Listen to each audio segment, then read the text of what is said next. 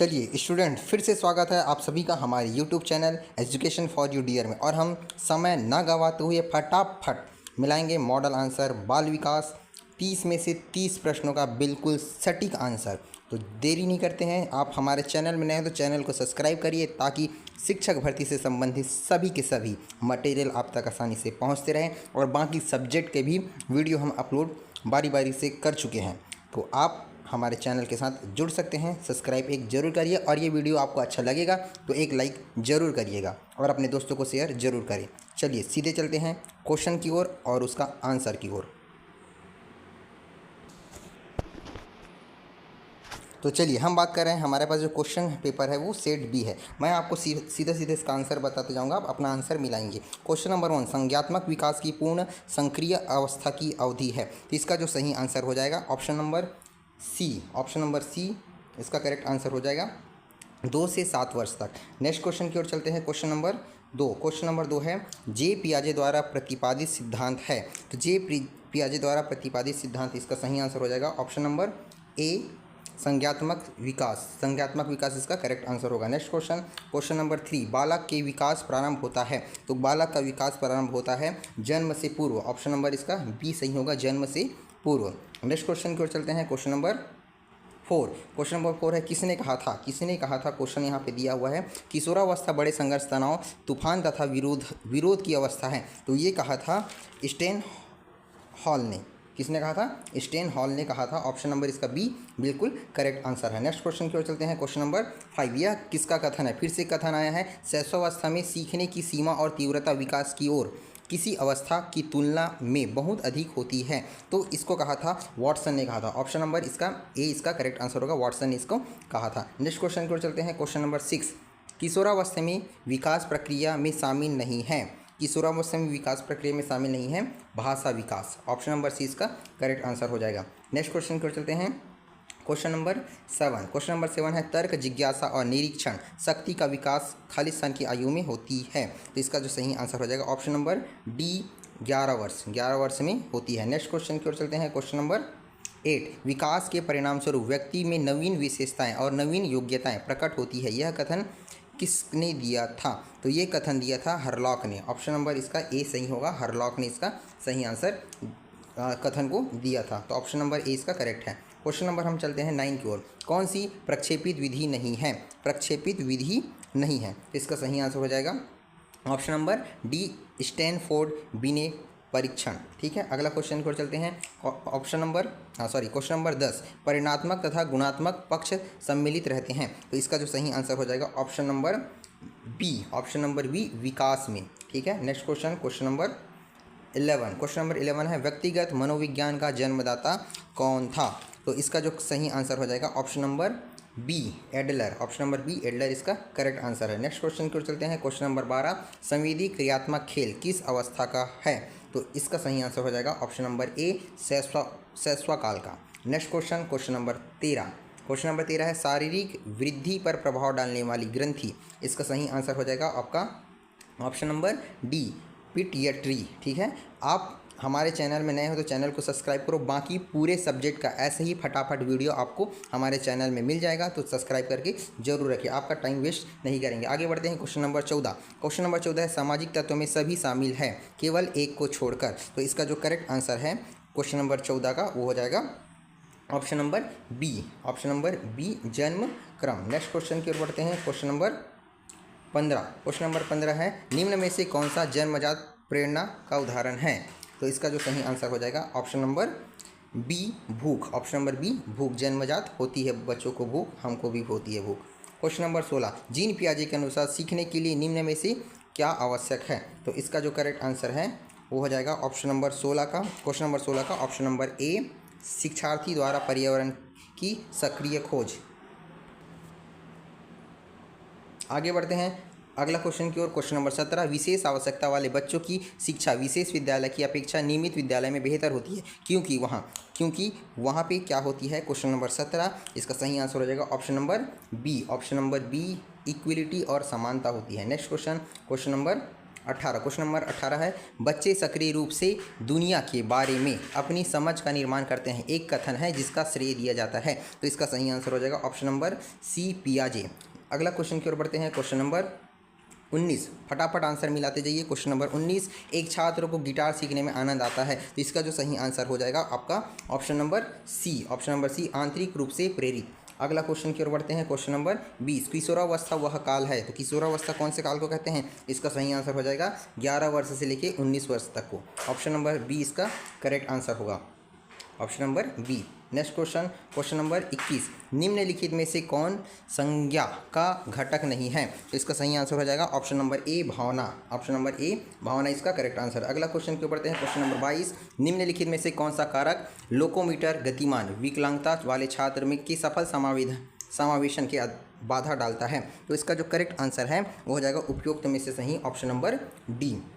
अगला question, question number आपके पास है 23, मनुष्य के विकास होता है, मनुष्य में विकास होता है, तो ये होता है मनुष्य में विकास जीवन भर होता है, ऑप्शन नंबर डी इसका सही है। अगला क्वेश्चन की ओर चलते हैं, क्वेश्चन नंबर 24, क्वेश्चन नंबर 24,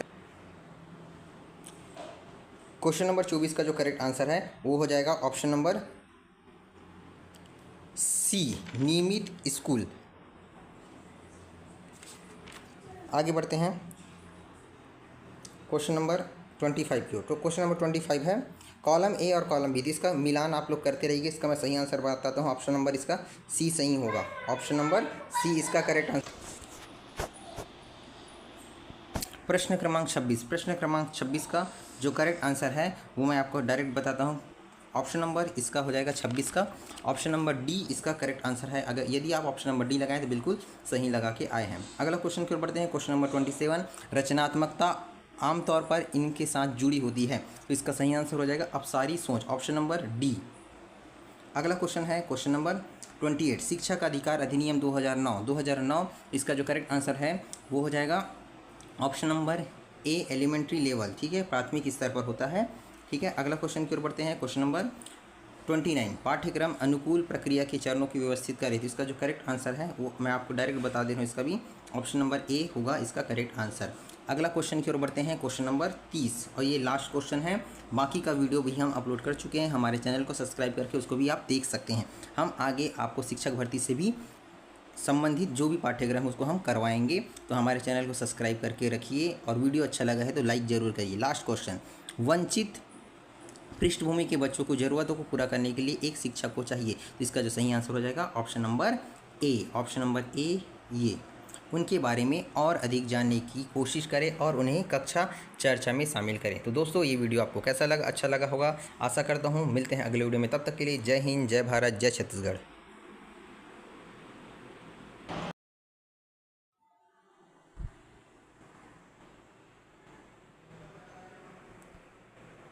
सभी दोस्तों का फिर से एक बार स्वागत है हमारे YouTube channel education for you dear में।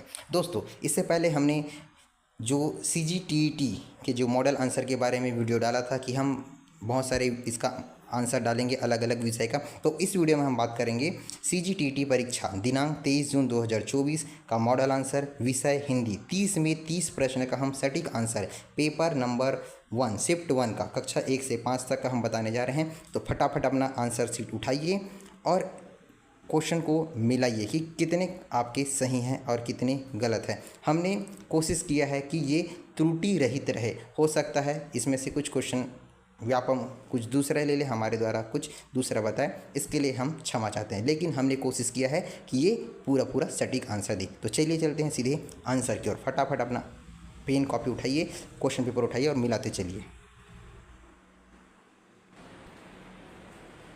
चलिए क्वेश्चन नंबर आपका 31 है, ये सेट बी का है, आपका हो सकता है सेट दूसरा, तो उसको आप मैच कर लीजिए कौन से प्रश्न में यह प्रश्न है, कौन से नंबर के क्वेश्चन में है ना।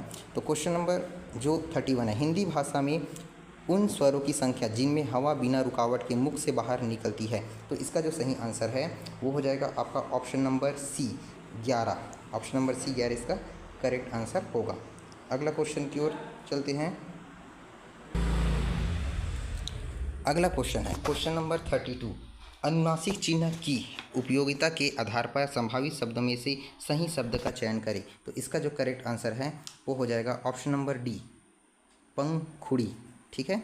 अगला क्वेश्चन की ओर चलते हैं। क्वेश्चन नंबर 33, अति धन अधिक अत्यधिक, इसका जो सही आंसर है वो हो जाएगा यण स्वर संधि। यण स्वर संधि इसका करेक्ट आंसर होना चाहिए। आगे क्वेश्चन की ओर चलते हैं।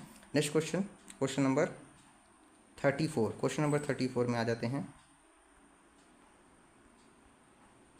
क्वेश्चन नंबर 34 देखिए, जिसका कोई शत्रु ना हो, इस वाक्यांश के लिए एक शब्द संभावित उत्तरों में से चुनकर लिखे। तो इसका सही आंसर हो जाएगा ऑप्शन नंबर सी, आजाद, अजात शत्रु। Next question, question number 35। Question number 35 यहाँ पे दिखा है, नीचे दिए गए संभावित उत्तरों में से सही का मिलान करिए। तो इसका सही आंसर है ऑप्शन, देख लेते हैं इसका पहले, ऑप्शन जो सी है ये इसका सही आंसर होगा। बाकी आप लोग मिलाते रहिए कि आपने कैसे मिलाया है, ठीक है। नेक्स्ट क्वेश्चन की ओर चलते हैं। मैं आपको डायरेक्ट आंसर बता रहा हूँ।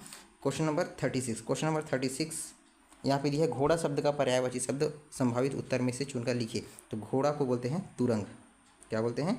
तुरंग। ऑप्शन नंबर बी इसका करेक्ट होगा। नेक्स्ट क्वेश्चन की ओर चलते हैं। Question number 37। क्वेश्चन नंबर 37, दिए गए तद्भव शब्द का तत्सम रूप संभावित उत्तरों में से लिखिए। तद्भव शब्द पैर, तो पैर मतलब होता है यहाँ पे पद, ठीक है। आगे क्वेश्चन की ओर चलते हैं। Question number 38। क्वेश्चन नंबर 38, जो शब्दांश शब्दों में से पहले लगकर उनका अर्थ बदल देते हैं वे कहलाते हैं। तो ये क्या कहलाते हैं? उपसर्ग कहलाते हैं। क्या कहलाते हैं? उपसर्ग। पहले जो लगता है उसको क्या बोलते हैं? उपसर्ग।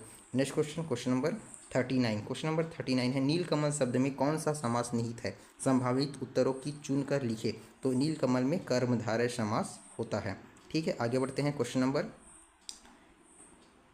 40। क्वेश्चन नंबर 40 यहाँ पे देखिए, फिर से सुमेलित करने वाला है। इस बार CGTT में बहुत सारे सुमेलित करने वाला ही दिया है। इसका मैं डायरेक्ट आपको आंसर ही बता देता हूँ। इसका यदि आपने ऑप्शन नंबर सी लगाया है तो सही लगाया है। अगला क्वेश्चन फिर बोलते हैं क्वेश्चन नंबर 41। क्वेश्चन नंबर 41 फिर से सुमेलित करने वाला, इसका भी डायरेक्ट आंसर बता देते हैं। इसका भी ऑप्शन नंबर सी क्या होगा? सही होगा, ठीक है। अगला क्वेश्चन की ओर चलते हैं। क्वेश्चन नंबर 42, दास्ता शब्द संज्ञा में कौन से प्रकार का अंतर्गत आता है? तो ये हो जाएगा भाववाचक संज्ञा, ठीक है। नेक्स्ट क्वेश्चन की ओर चलते हैं। क्वेश्चन नंबर देख लीजिए, जिसे देखो वह मोबाइल से खेल रहा है, उपरोक्त वाक्य में कौन सा सर्वनाम है? तो इसका जो सही आंसर हो जाएगा संबंधवाचक सर्वनाम, ठीक है। नेक्स्ट क्वेश्चन, क्वेश्चन नंबर 44, तुम बहुत मिठाई खाते हो, उपरोक्त वाक्यांश में कौन सा विशेषण संभावित उत्तरों में से चुनकर लिखे। तो यहाँ पे मिठाई मतलब पूरे मिठाई के गुण के बारे में बता रहा है। तो यहाँ पे क्या होगा? गुणवाचक विशेषण होना चाहिए। आगे बढ़ते हैं। Question number 45। क्वेश्चन नंबर 45, वाक्य में से कौन से अंग होते हैं? संभावित उत्तर चुनकर लिखिए। इसका सही आंसर हो जाएगा उद्देश्य और विधेय, ठीक है। नेक्स्ट क्वेश्चन, क्वेश्चन नंबर 46, यदि वर्षा होगी तो फसल अच्छी होगी। संभावित उत्तरों में से वाक्य के सही प्रकार चुनिए। इसका सही आंसर हो जाएगा संकेत। क्या बता रहा है वो? संकेत को बता रहा है, ठीक है। नेक्स्ट क्वेश्चन की ओर चलते हैं। क्वेश्चन नंबर 47, नीचे दिए गए वाक्यांश को शुद्ध रूप में लिखिए। मुझे चाय एक गर्म कप चाहिए। तो इसका सही आंसर हो जाएगा मुझे एक कप गर्म चाय चाहिए, ठीक है। आगे बढ़ते हैं। नेक्स्ट क्वेश्चन है क्वेश्चन नंबर 48, आम के अंगूठलियों के दाम, इस लोकोक्ति का अर्थ संभावित उत्तरों में से चुनकर लिखिए। तो इसका सही आंसर हो जाएगा दोहरा लाभ। आम का तो भी मिला, उसके गुठलियों का भी हमको दाम मिल गया। तो ऑप्शन नंबर इसका सी सही होगा।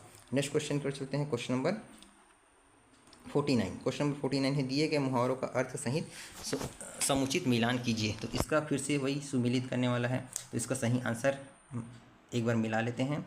जैसे क्वेश्चन नंबर यहाँ पे दिया है ए का हमारे पास क्या दिया है? बल्लिया उछालना। तो बल्लिया उछालना, उसके बाद है आँख में खटकना, हाथ धो बैठना और हाथ लगाना। तो यहाँ पे देखो मिलाते हैं, चलिए इसको, है ना। हाथ धो बैठना मतलब होता है खो देना। हाथ धो बैठना मतलब किसी चीज़ को खो देना।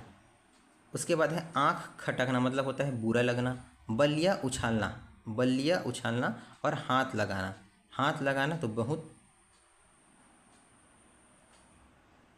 प्रसन्न होना या मिलना बोल सकते हैं। और बल्लिया उछालना मतलब बहुत प्रश्न, थोड़ा सा ये कॉम्प्लिकेटेड है लेकिन इसको मिलाइए।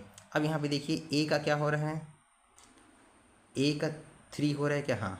बी का 1 हो रहा है क्या? हो रहा है। और सी का हो रहा है 4 और डी का हो रहा है 2। ठीक है, तो इसका जो सही आंसर हो जाएगा ऑप्शन नंबर बी। इसका सही आंसर क्या हो जाएगा? ऑप्शन नंबर बी इसका करेक्ट आंसर होगा। आगे क्वेश्चन की ओर बढ़ते हैं। क्वेश्चन नंबर 50, दिए गए शब्दों को क्रम में जमा कर लोकोक्तियों को पूर्ण कीजिए। अब यहाँ पे छलकत जाए अधजल गगरी, तो क्या होता है? अधजल गगरी छलकत जाए, तो 3 4 1 2, 3 4 1 2 यहाँ मिला लीजिए। बहुत इजी क्वेश्चन था ये तो, ऑप्शन नंबर डी। आगे क्वेश्चन की ओर बढ़ते हैं। क्वेश्चन नंबर 51, स्वयं अपनी हानि करना, इस वाक्यांश के लिए उपयुक्त मुहावरा चुनकर लिखिए। इसका सही आंसर हो जाएगा ऑप्शन नंबर डी, अपने पैर पर कुल्हाड़ी मारना। नेक्स्ट क्वेश्चन, क्वेश्चन नंबर देख लीजिए यहाँ पे क्वेश्चन नंबर 52, बच्चों की भाषा अर्जन की क्षमता। बच्चों की भाषा अर्जन की क्षमता, इसका करेक्ट आंसर हो जाएगा, इसका करेक्ट आंसर देख लेते हैं, जन्मजात होती है। ठीक है, माता पिता से मिलती है, प्राथमिक विद्यालय से मिलती है। बच्चों की भाषा अर्जन, तो भाषा अर्जन कहाँ से मिलती है? जन्मजात होती है, जन्म से ही मिलती है ना। प्राथमिक विद्यालय से भी मिलती है। तो यहाँ पे थोड़ा सा ये कॉम्प्लिकेटेड है, ऑप्शन नंबर डी भी हो सकता है, ऑप्शन नंबर ए भी हो सकता है। तो वैसे तो इसका सभी आंसर होना चाहिए उपयुक्त सभी। ठीक है, बच्चों की भाषा अर्जन की क्षमता जन्म से होगी, माता पिता से होगी और प्राथमिक विद्यालय से होगी। ठीक है, आगे बढ़ते हैं। नेक्स्ट क्वेश्चन, थोड़ा सा इसको आप एक बार मैच कर लीजिएगा व्यापम के आंसर से। नेक्स्ट क्वेश्चन है क्वेश्चन नंबर 53। क्वेश्चन नंबर 53 है, बच्चे अपनी भाषा के तर्क करने का अवधारणा बनाने की सक्षम हो जाते हैं। तब होता है तर्क करने में, 10 वर्ष की आयु में वो तर्क करना चालू कर देता है। आगे बढ़ते हैं अगला क्वेश्चन की ओर। क्वेश्चन नंबर 54, प्राथमिक स्तर पर हिंदी भाषा की कक्षा हेतु अधिक महत्वपूर्ण है। तो यहाँ पे सही आंसर हो जाएगा ऑप्शन नंबर ए, शिक्षक की भाषा ज्ञान। ठीक है, आगे बढ़ते हैं नेक्स्ट क्वेश्चन की ओर।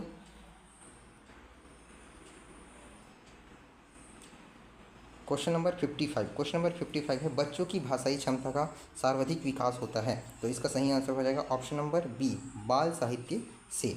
नेक्स्ट क्वेश्चन की ओर चलते हैं। क्वेश्चन नंबर 56, प्रारंभिक स्तर में लेखन कौशल के विकास की शुरुआत करनी चाहिए। तो यहाँ पे सही आंसर हो जाएगा मनचाही आड़ी तिरछी लाइन खिंचवा कर। ठीक है, यहाँ से हम चालू करते हैं, जैसे हम पढ़ा दें ना, खड़ी आड़ी लकीर, खड़ी लकीर, तिरछी लकीर, ये सब है ना। तो यहाँ पे ऑप्शन नंबर सी इसका सही आंसर होगा। नेक्स्ट क्वेश्चन है क्वेश्चन नंबर 57, पढ़ना व सुनना कौशल में मुख्य रूप से निहित है। तो यहाँ पे इसका सही आंसर हो जाएगा उपयुक्त सभी। आगे बढ़ते हैं। क्वेश्चन नंबर 58, भाषा के सभी पक्ष और योग्यता की जांच हेतु चाहिए। तो इसका सही आंसर हो जाएगा ऑप्शन नंबर डी, सतत मूल्यांकन। ठीक है, नेक्स्ट क्वेश्चन की ओर चलते हैं। क्वेश्चन नंबर 59 है, लेखन कौशल में समुचित आकलन के लिए उपयुक्त विधि है। तो यहाँ पे है लेखन कौशल, खुले प्रश्न। ठीक है, खुले प्रश्न मतलब दिए बच्चा कुछ भी वो लिखेगा। ठीक है, वो लेखन कौशल के लिए उपयुक्त विधि है। आगे बढ़ते हैं। क्वेश्चन नंबर 60, ये लास्ट क्वेश्चन है हिंदी का।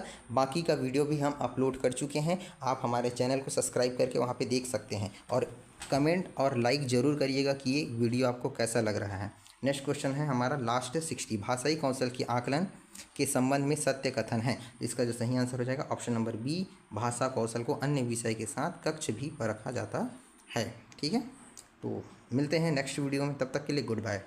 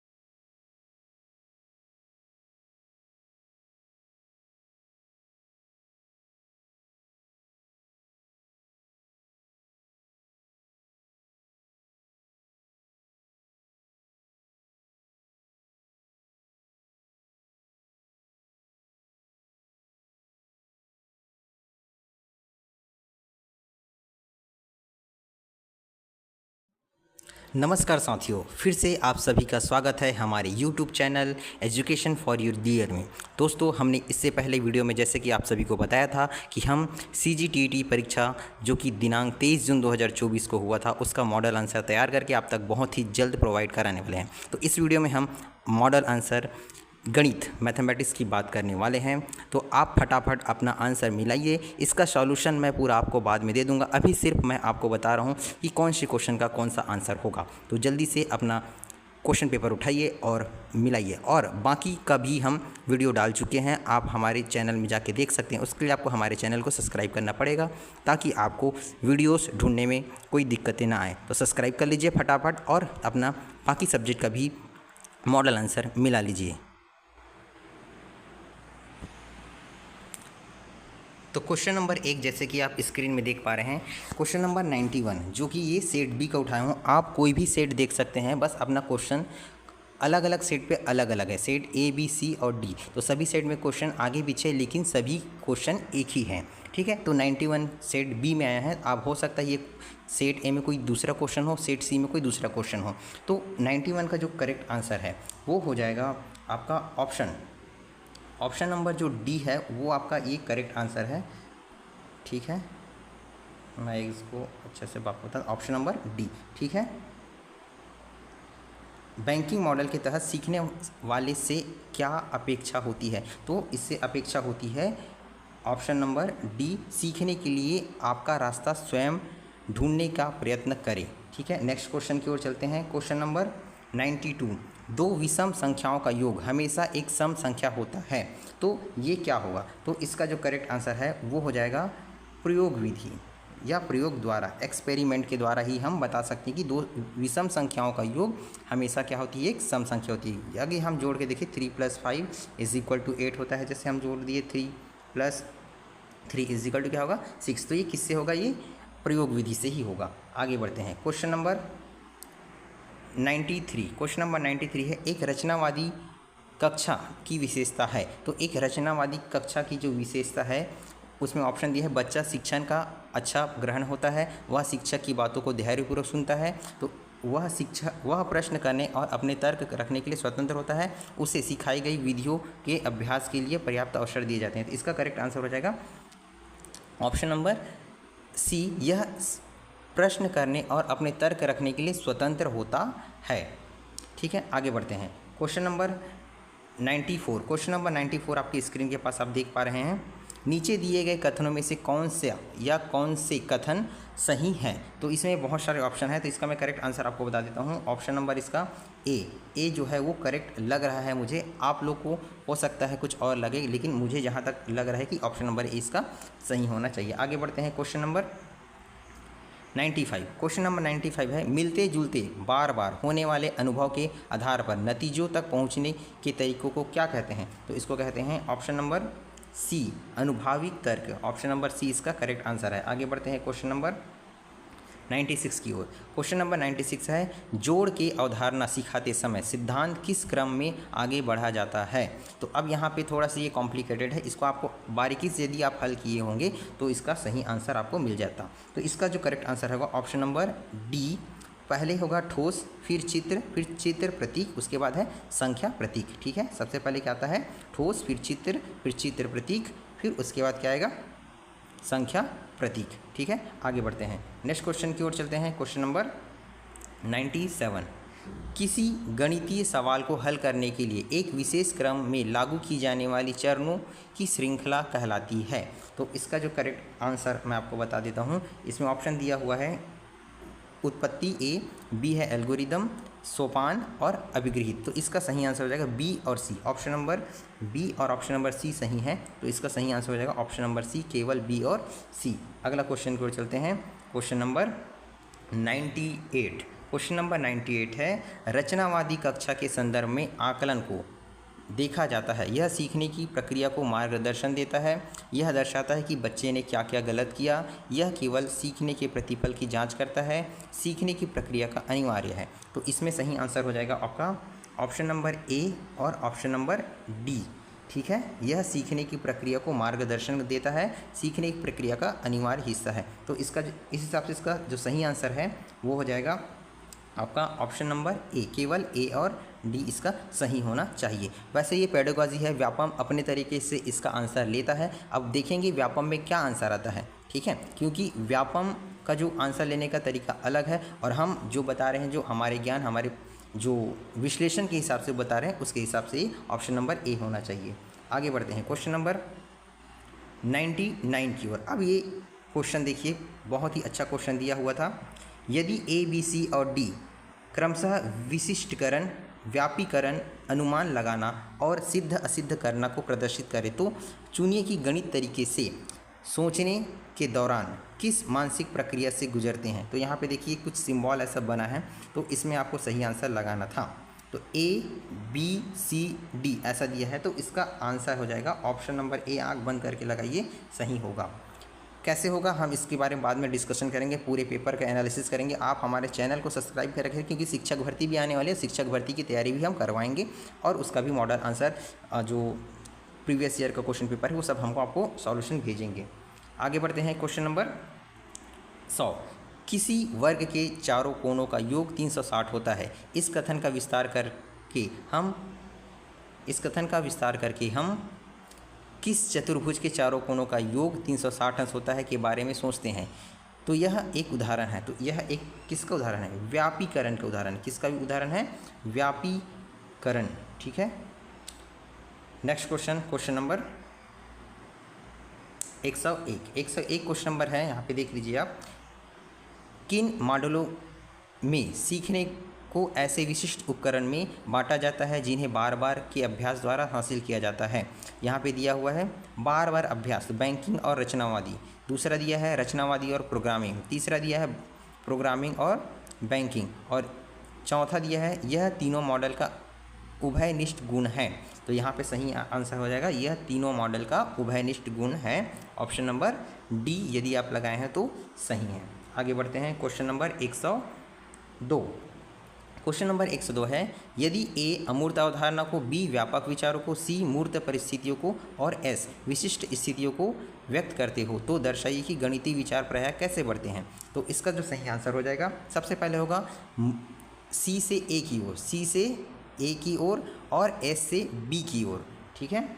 मतलब सी से ए की ओर मतलब होगा मूर्त परिस्थितियों को, अमूर्त अवधारणा को, ठीक है। उसके बाद होगा बी से एस की ओर, मतलब व्यापक विचारों को, विशिष्ट स्थितियों को व्यक्त करते हैं, ठीक है। तो इसका जो करेक्ट आंसर हो जाएगा ऑप्शन नंबर बी। अगला बढ़ते हैं क्वेश्चन नंबर 103 की ओर। क्वेश्चन नंबर 103 देख लीजिए, यहाँ पे फिर से सुमेलित कीजिए करके दिया है ना। सुमेलित कीजिए, यहाँ पे दिया है बैंकिंग मॉडल, रचनावादी मॉडल, प्रोग्रामिंग मॉडल और अभिगृहित। तो इसका मैं डायरेक्ट आपको आंसर बताता हूँ, बाद में इसका डिस्कशन करेंगे। इसका आप लगाए हैं ऑप्शन नंबर बी, तो सही लगाए हुए हैं, ठीक है। आगे बढ़ते हैं क्वेश्चन नंबर 104। क्वेश्चन नंबर 104 है, गणितीय प्रश्नों को हल करने से किसी व्यक्ति की निम्नलिखित क्षमताएं बढ़ती है, ठीक है। तो इसका जो करेक्ट आंसर है, इसका मैं डायरेक्ट आपको बताता हूँ। इसका जो सही आंसर हो जाएगा ऑप्शन नंबर डी, ठीक है। ऑप्शन नंबर डी, ए और बी।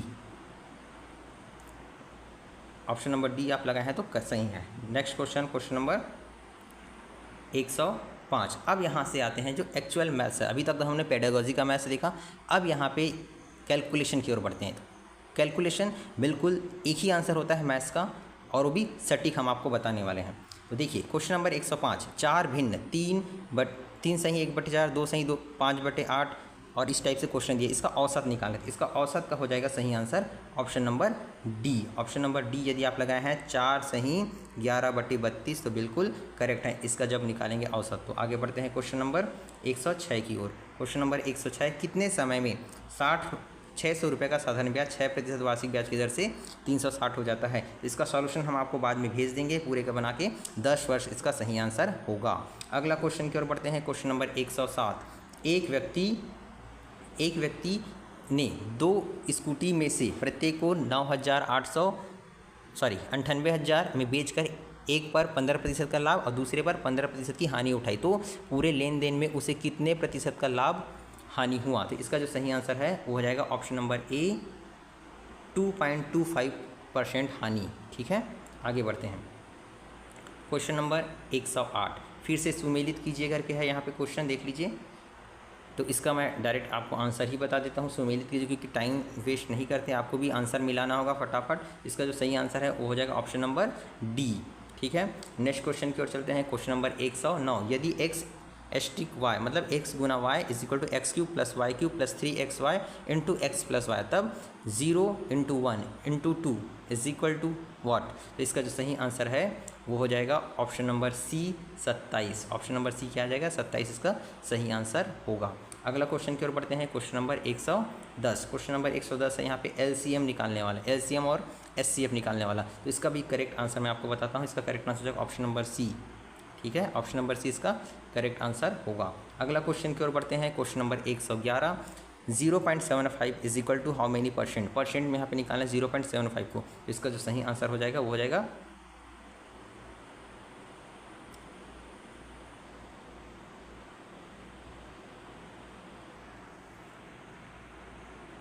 चलिए क्वेश्चन नंबर 111 मैं फिर से बताना चाहूँगा, 0.72 is equal to how many percent. इसका जो सही आंसर हो जाएगा ऑप्शन नंबर इसका डी 72%। जब इसको सॉल्व करेंगे तो 72% आएगा।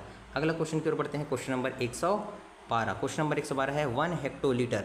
1 हेक्टोलीटर इज इक्वल टू, अब यहाँ पे हेक्टोलीटर को दिया है तो सेंटीमीटर में कन्वर्ट कर सकते हो आप, है ना, सेंटीमीटर सेंटीलीटर, है ना। तो इसका जो करेक्ट आंसर हो जाएगा वो एक्चुअल में होता है 10,000 सेंटीमीटर होता है, 10,000 सेंटीमीटर। लेकिन यहाँ पे सेंटीमीटर में नहीं दिया है, सिर्फ घन सेंटीमीटर दिया है। तो इसका करेक्ट आंसर होगा option number C. Option number C 1000 घन सेंटीमीटर। ठीक है, आगे बढ़ते हैं। Question number 113। क्वेश्चन नंबर 113 देखिए, टाइम कैलकुलेटर के दिनों डी घंटों एच मिनट ऐसा कुछ क्वेश्चन दिया है। मैं इसका डायरेक्ट आपको आंसर बना देता हूँ। इसका आंसर आप यदि आप ऑप्शन ए लगाए हैं तो बिल्कुल सही लगाए हुए हैं। नेक्स्ट क्वेश्चन की ओर चलते हैं। ये भी थोड़ा सा सुमेलित कीजिए वाला है, बहुत सारे क्वेश्चन सुमेलित करने में दिया हुआ है। तो इसमें आप ऑप्शन नंबर यदि ए लगाए हैं, ऑप्शन नंबर ए, तो बिल्कुल सही लगाए हैं। ऑप्शन नंबर ए इसका सही आंसर होगा। आगे क्वेश्चन की ओर बढ़ते हैं। क्वेश्चन नंबर नेक्स्ट है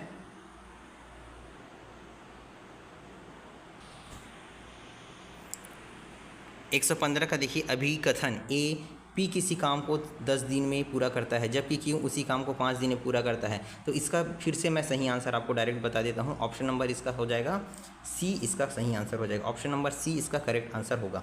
नेक्स्ट क्वेश्चन की ओर चलते हैं। क्वेश्चन नंबर 116, भुजा ए तथा विकर्ण 2D1। तो इसका भी करेक्ट आंसर बता देता हूँ। इसका करेक्ट आंसर हो जाएगा आपका ऑप्शन नंबर डी, क्योंकि वीडियो बहुत लंबा हो जाएगा, बहुत बड़ा हो जाएगा और आपको आंसर फटाफट चाहिए, इसलिए मैं भी सिर्फ आंसर बता रहा हूँ। इसका सॉल्यूशन के लिए आप 1-2 दिन वेट करिए, पूरे सॉल्यूशन को हम सॉल्व करके आपको अपलोड कर देंगे।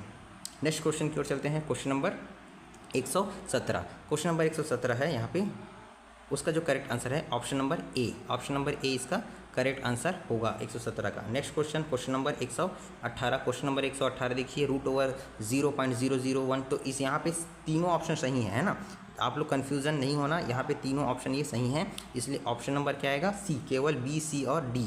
ठीक है, क्योंकि पॉइंट के बाद अगर कितना भी जीरो लगा इससे कोई मतलब ही नहीं। यहाँ पे देखो पॉइंट के बाद जीरो लगा है, 1 के बाद, है ना, 0.01, 0.01, 0.01, उसके बाद कितना भी जीरो लगा उससे कोई फ़र्क नहीं पड़ता। तो ए, बी, सी तीनों आएगा। नेक्स्ट क्वेश्चन की ओर चलते हैं। क्वेश्चन नंबर 119, यदि भिन्नों 0.71, 3/5, 7/25, 1.35 को अवरोही क्रम में ले तो यहाँ पे इसका करेक्ट आंसर हो जाएगा ए, 3/5। नेक्स्ट क्वेश्चन की ओर चलते हैं। Question number 120।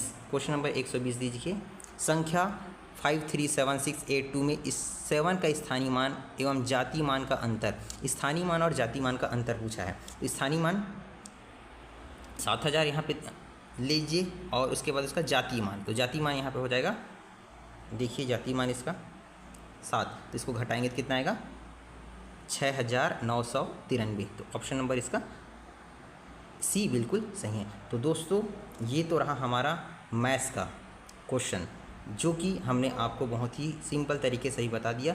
बाकी विषय का भी हम अपलोड कर चुके हैं, आप हमारे चैनल को सब्सक्राइब करके तुरंत बाकी सब्जेक्ट का भी देख सकते हैं। ये वीडियो आपको अच्छा लगा होगा, आशा करते हैं। मिलते हैं अगले वीडियो में, तब तक के लिए जय हिंद, जय भारत, जय छत्तीसगढ़।